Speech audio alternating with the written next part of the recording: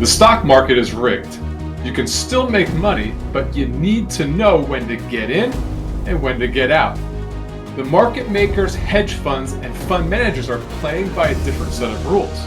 They trade securities in dark pools inaccessible to individuals. They have more information, faster trading executions, and powerful algorithms all working on their behalf. Investing and trading doesn't have to be difficult. With the right tools and information, you can beat the street. Take advantage of our upcoming pre-launch event and be one of the first to access these tools. Watch this video to learn about our analysis, and then sign up at conquerwallstreet.com for all the pre-launch details.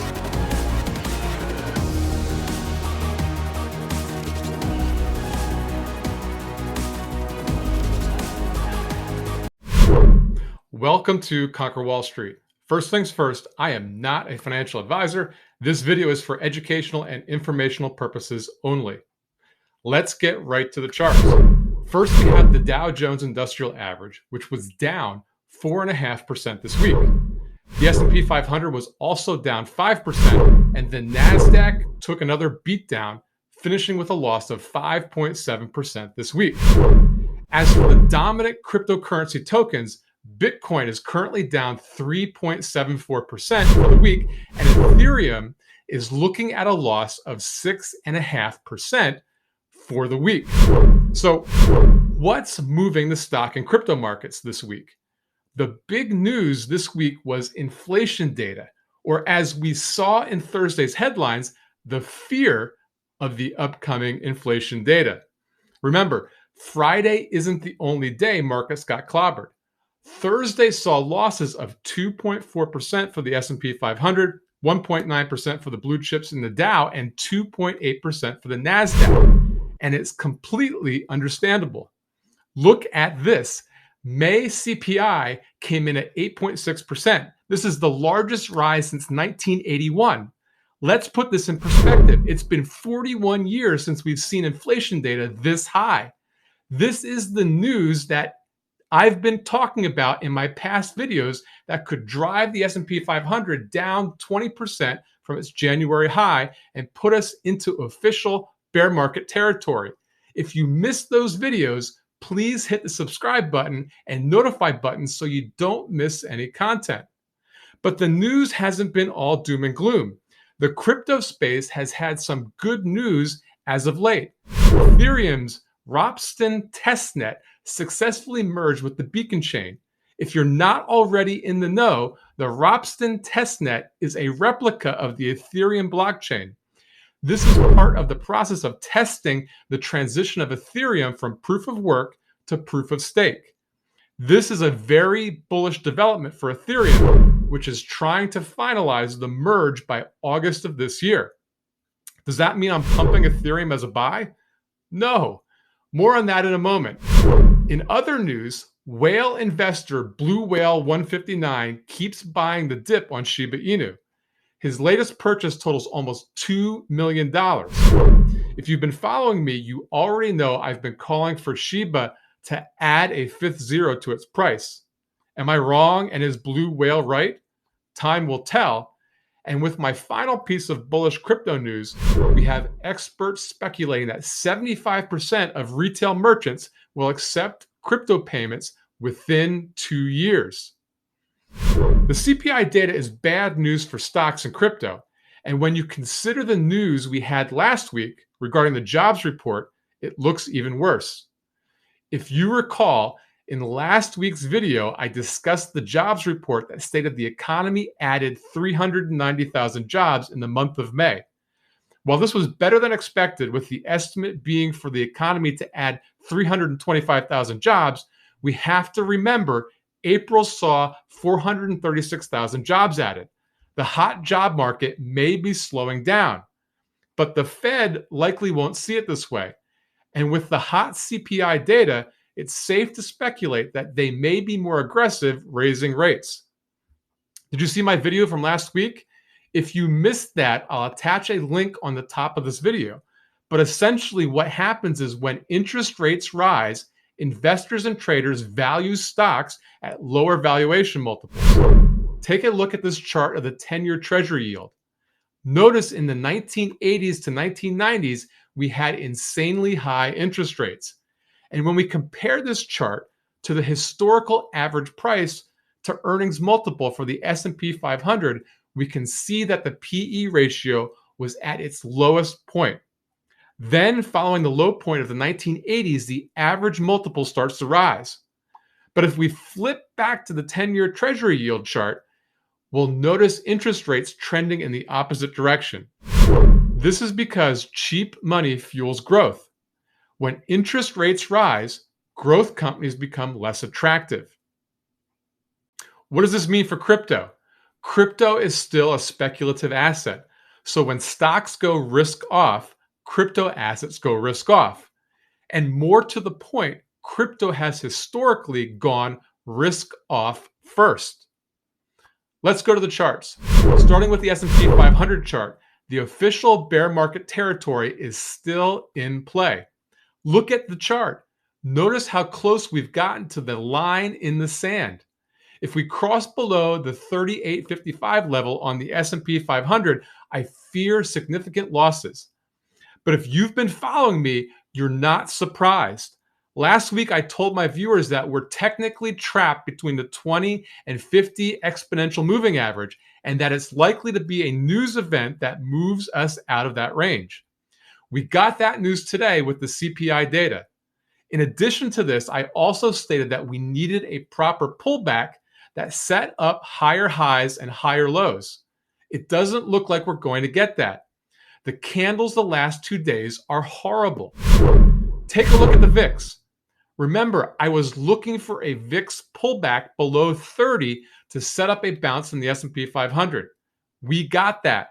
But I also stated that for the S&P 500 to continue higher, we need the VIX to break below the uptrend that it's forming. That didn't happen. Things look bearish. Look at this chart from last week. Remember, I told you that crypto leads the stock market in risk-off moves.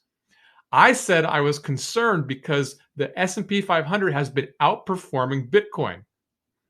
This isn't a sign of assets going risk on. And now we have markets down big this week. So what's hot and what's not with the stock market? Last week, the 10 market sectors we track were all negative.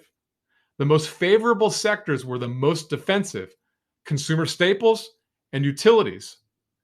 I still favor the energy sector here for long trades, but look at this weekly chart. Energy is clearly overextended. I need to see a pullback to consider long trades in this sector. As always, if there's interest in more of a sector breakdown analysis, let me know in the comments and I'll try to make a video on your topic. Let's move on to cryptocurrency. Crypto charts are looking horrible and we're looking to Bitcoin to lead us out of the bear market. As I've said before, where Bitcoin goes, altcoins follow. Full disclosure to my followers, I'm a long-term bull on Bitcoin and I'm a dollar cost averager into the asset, but I'm selective about my purchases, the timing of these purchases, and the size of each purchase. If you're interested in what I'm doing in the stock and crypto markets, or just want to learn before you earn, sign up for the pre-launch of my membership community at conquerwallstreet.com. There you can gain access to my best market analysis, model portfolios, and interact directly with me. Remember, I'll never solicit you in the comments below. Right now, we have Bitcoin in an official bear market with some significant support coming up quickly. Look at this chart.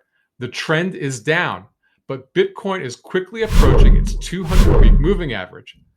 Historically, this has been a significant area of support. Now, look at this chart. This is the monthly Bitcoin chart with the RSI indicator. It's never been lower than the 43 to 45 level. Look where it's at now.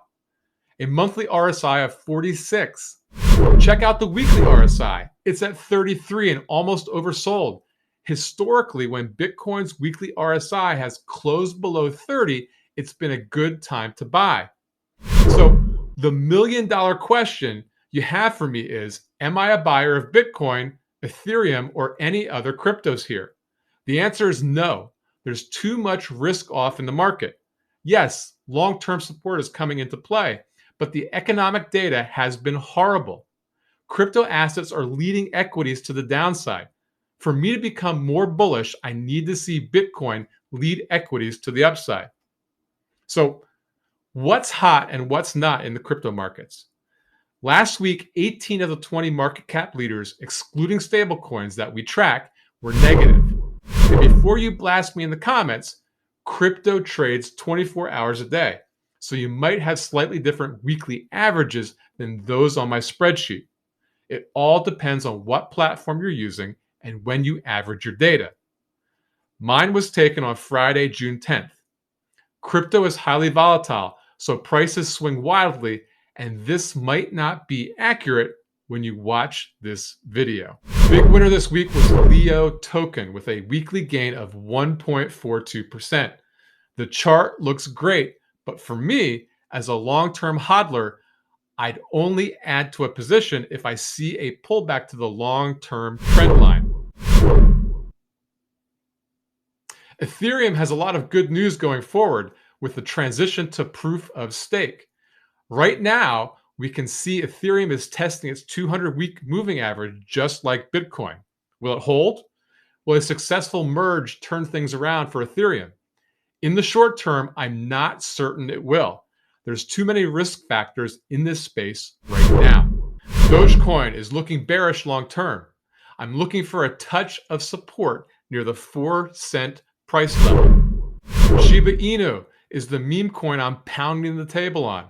I believe this coin might add a 5th zero to its price. Look at this chart. Look at the support level. This is a reasonable target. Solana is another altcoin approaching a significant support level.